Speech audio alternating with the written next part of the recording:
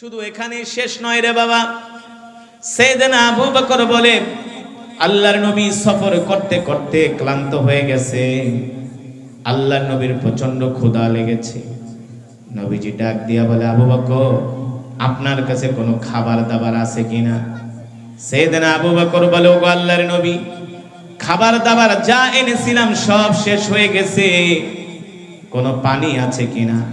সাইয়েদনা আবু বকর বলে, ওগো আল্লাহর নবী, পানি ঠানি যা এনেছিলাম সব শেষ হয়ে গেছে। সাইয়েদনা আবু বকর বলেন, আল্লাহর নবী আমার কাছে খাবার চেয়েছেন, নবীজিকে খাবার দিতে পারবো না, এর চাইতে কষ্টের কিছু হতে পারে না? পারে? আল্লাহ রসুলের পিপাসা লেগেছে। সাইয়েদনা আবু বকর বলে, আল্লাহর নবীকে আমি পানি খেতে দিতে পারবো না, খাবার খেতে দিতে পারবো না, এর চেয়ে আমার কাছে কষ্টের কিছু হতে পারে না। আল্লাহর নবী ডাক দিয়া বলে, আবু বকর যদি কোনো খাবার না থাকে, পানি না থাকে, দেখেন তো মরুভূমির মধ্যে কোনো ঘর বাড়ি দেখা যায় কিনা।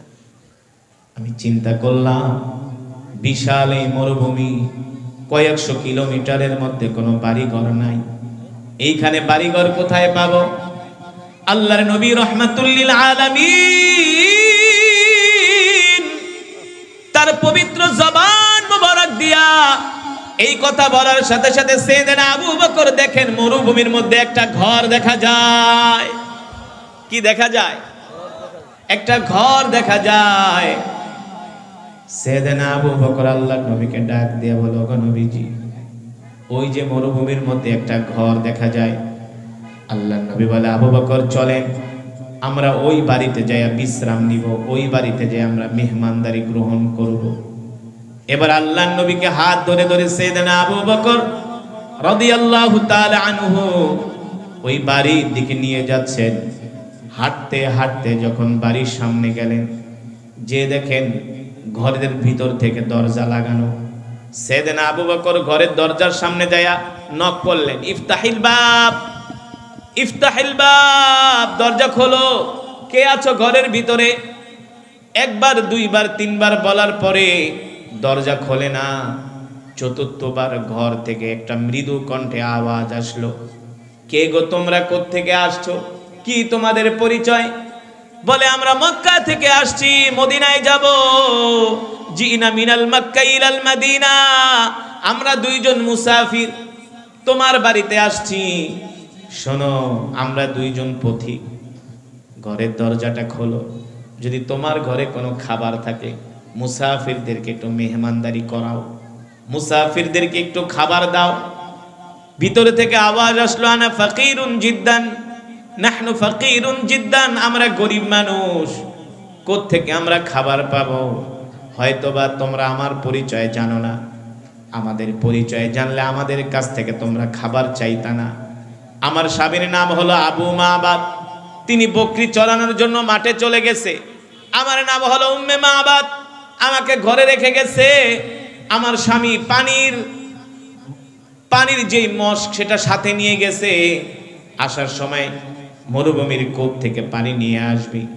আর আমাদের খাবার দাবার হলো, আমরা গাছ থেকে কিছু খেজুর পারি, আর আমরা বকরির দুধ আর কিছু সামান্য খাবার খেয়ে আমরা জীবন কাটাই। আমাদের ঘর বাড়ি দেখেই তো বুঝতেছো আমরা গরিব মানুষ। এবার সাইয়েদনা আবু বকর বলে, তাহলে একটু পানি ঠানি দাও। বলে, পানিও নাই, খাবারও নাই, পানিও নাই। আল্লাহর নবী বলে, আবু বকর ওদের কাছে খাবারও নাই, পানিও নাই, একটা কাজ করেন, উম্মে মাবাদের ঘরের সামনে একটা বকরি বাঁধা। কি বাঁধা? উম্মে মাবাদ থেকে অনুমতি আনেন, ওই বকরি থেকে আমরা দুধ দহন করে দুইজনে পান করি। বুঝেন নাই? ওই বকরি থেকে আমরা দুধ দহন করে দুধ দয়া দুইজনে পান করে তৃষ্ণা নিবারণ করি। সাইয়েদনা আবু বকর বললেন, উম্মে মাবাদ যদি কিছু মনে না করেন, আপনার ঘরের সামনে একটা বকরি বাঁধা আছে, অনুমতি দেন, সেখান থেকে আমরা ওই বকরি থেকে একটু দুধ দোয়ায় আমরা দুইজনে পান করি। উম্মে মাবাদ ডাক দিয়া বলে, পথিক আপনি হয়তো বা জানেন না, ঘরের সামনে যেই বকরি বাঁধা, এই বকরিটা হলো একটা অসুস্থ বকরি, হাঁটতে পারে না, চলতে পারে না, প্রতিবন্ধী। এই কারণে তাকে ঘাস খাওয়ানোর জন্য মাঠেও নিয়ে যাওয়া হয় না। এই বকরি এতটা প্রতিবন্ধী, দাঁড়াতেও পারে না। আল্লাহর নবী ডাক দেয়া বলে, আবু বকর আপনি শুধু উম্মে মাবাদ থেকে অনুমতি আনেন, দুধ দোয়ানোর দায়িত্ব আমার। জোরে বলেন সুবহানাল্লাহ। সাইয়েদনা আবু বকরের ইয়াকিন আর বিশ্বাস হলো, আল্লাহর নবী যেহেতু বলছেন নিশ্চয়ই অসুস্থ বকরি থেকে দুধ বের, কারণ নবী হলেন রহমতের নবী, কথা কেনা, নবী হলেন বরকতের নবী, ঠিক কিনা বলেন? যেই রসুলের মুখের থুতু মোবারকের কারণে লবণাক্ত পানি মিষ্ট হয়ে যায় না, যেই রসুল মরুভূমির মধ্যে দিয়ে হাঁটলে আকাশের মেঘমালা ছায়া দেয়, যেই রসুল মৃত গাছের নিচে বসার সাথে সাথে গাছ জীবিত হয়ে যায়, সাইয়েদনা আবু বকরের বিশ্বাস আল্লাহর নবী এই বকরির থেকে অবশ্যই দুধ দোয়াতে পারবেন। কিন্তু যিনি মহিলা তিনি তো আর জানেন না তার বাড়িতে কে আসছে, জানে? তিনি তো আর নবীর পরিচয় জানেন না। সাইয়েদনা আবু বকর রাদিয়াল্লাহু তাআলা আনহু একবার দুইবার তিনবার অনুমতি চাওয়ার পরে মহিলা রাগ করছে। কি করছে? এই পথিক বুঝো না, অসুস্থ বকরি বারবার বলি দুধ দিবে না, বুঝো না আমার কথা? সাইয়েদনা আবু বকর বলে, উম্মে মাবাদ রাগ করো না, রাগ করো না, অনুমতি দাও। এবার মহিলা মানুষ রাগ করে কয়, ঠিক আছে পারলে দুধ দোয়ায় খাও, পান করো, আমার কোনো আফসোস নাই। এবার উম্মে মাবাদ অনুমতি দিলেন। আল্লাহর নবী বলে, আবু বকর দুধ যে দোয়াবো রাখবো কোথায়? পাত্র তো লাগবে। একটা পাত্র উম্মে মাবাদের থেকে চেয়ে নিয়ে আসেন। উম্মে মাবাদ একটা ছোট পাত্র দিলেন। আল্লাহ নবী বললেন, আবু বকর ছোট পাত্রে হবে না, বড় পাত্র লাগবে।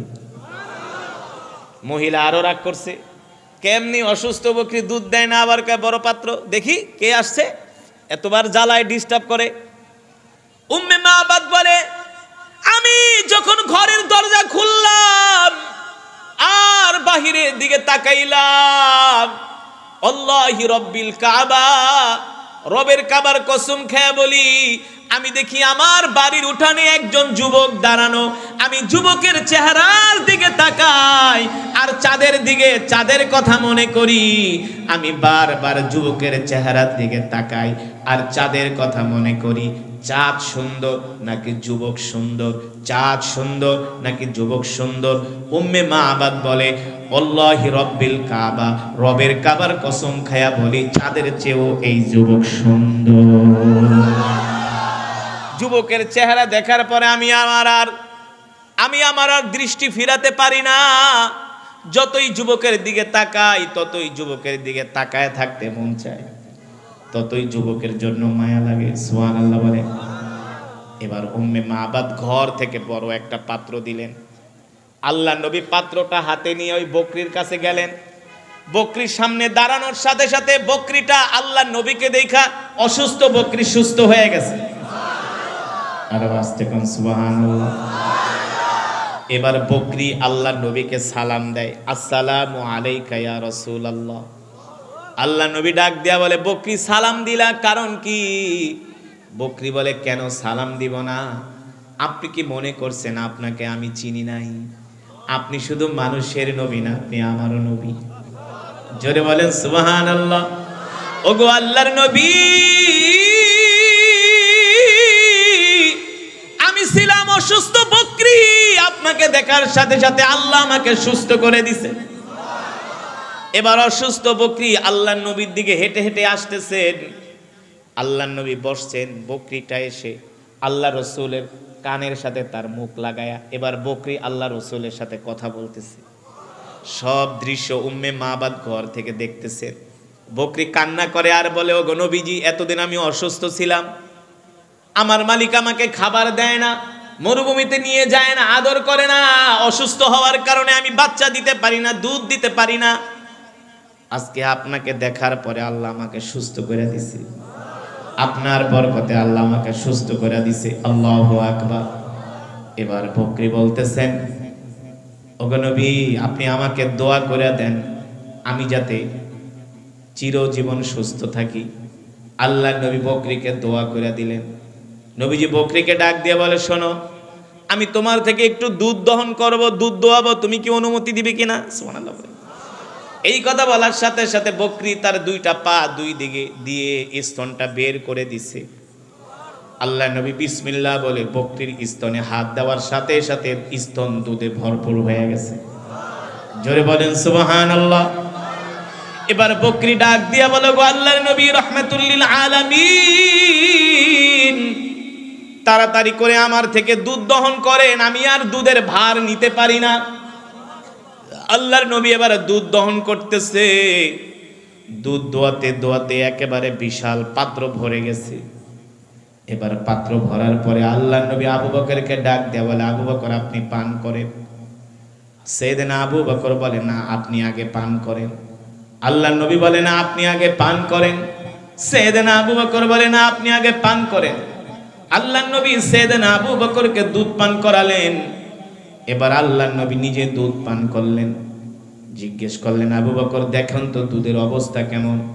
সাইয়েদনা আবু বকর বলে, গো আল্লাহর নবী আপনি তো বরকতের নবী, দুধ যেমন আছে তেমনই ছিল, এক ফোঁটাও কমে নাই। এবার আল্লাহর নবী বলে, যান দুধের পাত্রটা উম্মে মাবাদকে দিয়ে আসেন। উম্মে মাবাদকে বলবেন এই দুধ যাতে সে পান করে, তার স্বামীও বাড়িতে আসলে যাতে পান করে। এবার এক পাত্র দুধ উম্মে মাবাদকে দিয়া সাইয়েদনা আবু বকর বলে, উম্মে মাবাদ আমরা আমাদের সফরের উদ্দেশ্যে বের হয়ে গেলাম। আবার তারা মদিনার উদ্দেশ্যে যাত্রা শুরু করলেন। উম্মে মাবাদ বলে, আমি ঘর থেকে লাফ দিয়া বের হলাম, দেখি যুবক মুহাম্মদ তার পুরো শরীরের ঘ্রাণে আমার বাড়িটা পুরো ঘ্রাণ ছড়ায় গেছে। আজকে যুবক মুহাম্মদ আল্লাহর পয়গম্বর আমার বাড়িতে ঢোকার পরে আমার বাড়ির চেহারা পাল্টে গেছে। উম্মে মাবাদ বলে, যুবক মুহাম্মদ মরুভূমির মধ্যে দিয়া হেঁটে যায়, দেখি আকাশের মেঘ যুবক মুহাম্মদের মাথার উপরে ছায়া দেয়। আমি ডাক দিয়া বলে, এ অতিথি, এ মুসাফির, বরকতের মেহমান, তোমরা যেও না, তোমাদের মতো বরকতের মেহমান আমি আজ পর্যন্ত কোনোদিন দেখি নাই। আল্লাহু আকবার। আল্লাহ রাসূল সাইয়েদনা আবু বকরকে নিয়ে মদিনার উদ্দেশ্যে বের হয়ে গেলেন। পরন্ত বিকেল হয়ে গেল। উম্মে মাবাদের স্বামী আবু মাবাদ বকরি চড়ায়া যখন বাড়িতে আসলেন, আসার পরে বাড়িতে পা দেওয়ার সাথে সাথে দেখেন আজকে বাড়ির চেহারা অন্যরকম হয়ে গেছে। আল্লাহ আল্লাহর দ্বীন হেফাজত করবে না। আল্লাহ যদি আল্লাহর দ্বীন হেফাজত করে তাহলে আল্লাহ আমাদেরকে সৃষ্টি করছে কেন? বিড়ি খাওয়ার জন্য, গাঁজা খাওয়ার জন্য, ইয়াবা খাওয়ার জন্য, সিনেমা দেখার জন্য, ফুটবল খেলা করার জন্য না। আল্লাহ রাসূল আল্লাহর দ্বীন হেফাজত করেছেন, সাহাবীরা তাদের রক্ত দিয়ে আল্লাহর দ্বীন হেফাজত করেছে।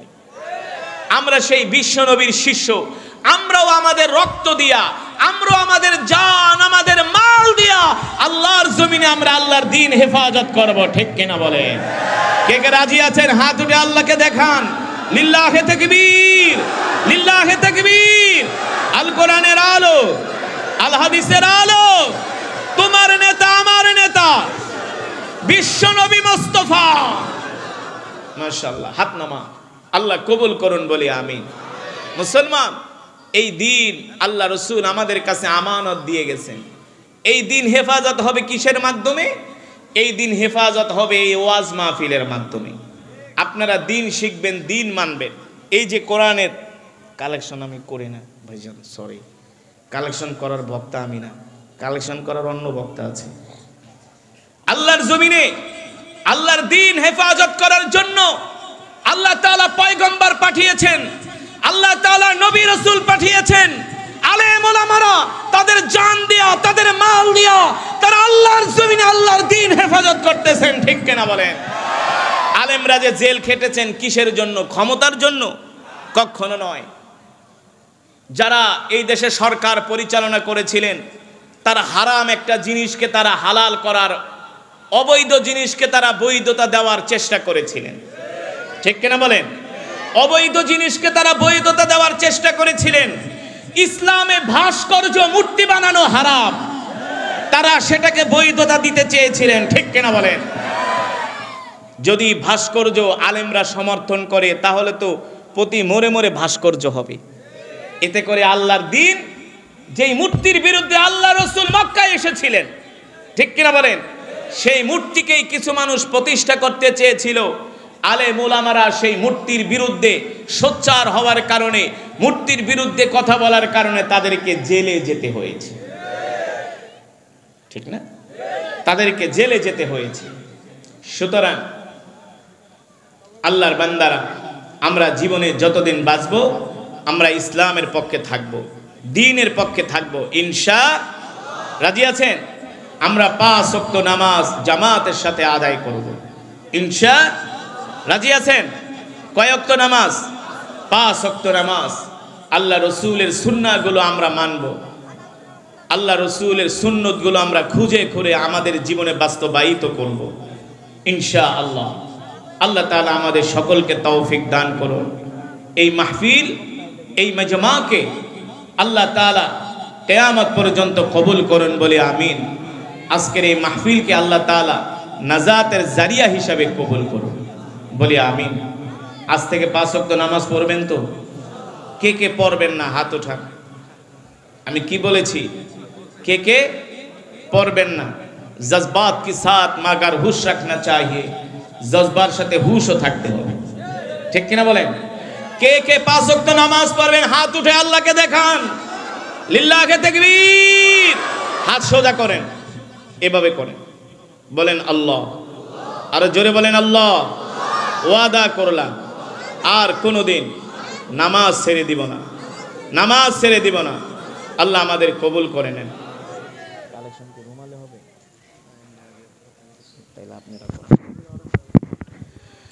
এতক্ষণ পর্যন্ত আমি কোরআন হাদিস থেকে আলোচনা করলাম। আল্লাহ তাআলা এই আলোচনাগুলো আমাদের হেদায়েতের জন্য কবুল করুন বলি আমিন। ওমা আলাইনা ইল্লাল বালাগ।